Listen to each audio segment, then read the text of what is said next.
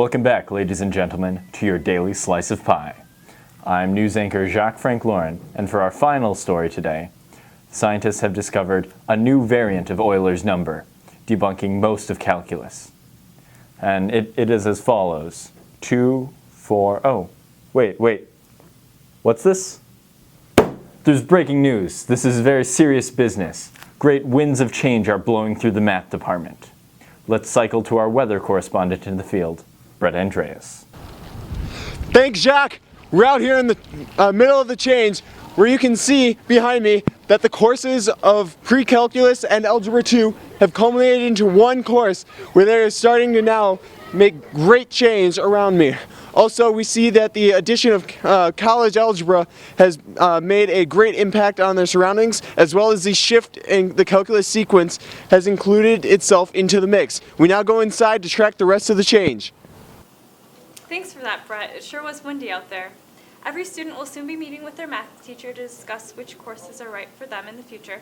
But here is a brief explanation of the flowchart on the back of the math plans you should be receiving soon. These are the core high school math classes, and it's important to note that most four-year colleges require the completion of advanced algebra.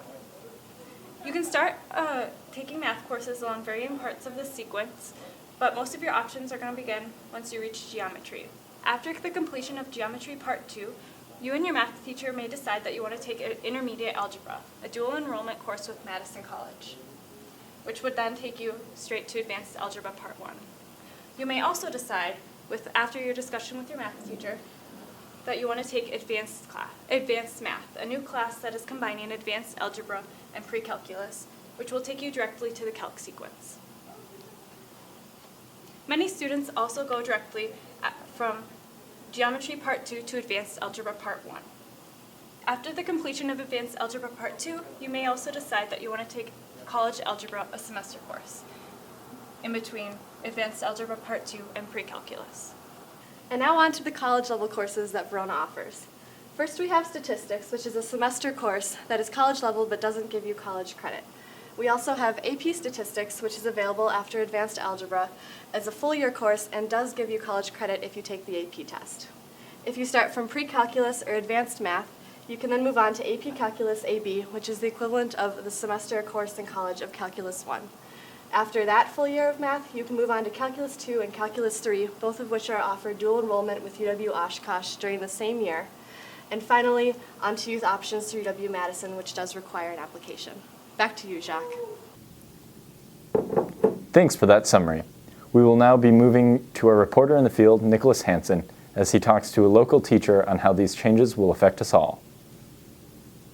Thanks, Jacques. I'm here with local math teacher, Mr. Guy. Our first question today is, why have the recent changes in the math department taken place?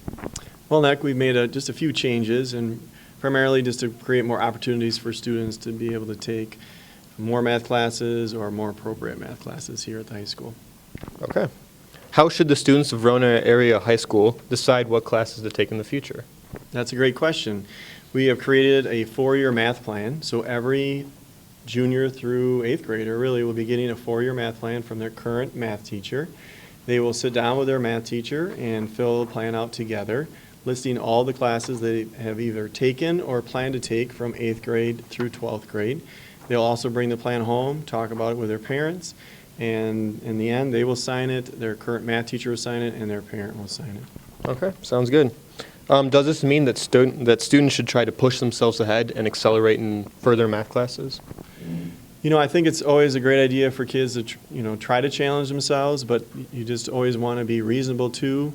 Many times kids often feel like it's a race to get to calculus as fast as they can, and it really isn't. It's important to be able to take classes that you can understand and do really well and build a good foundation for the next class. So I would avoid trying to race through your math classes as quickly as possible and just make sure you do a good job of learning them as you go along.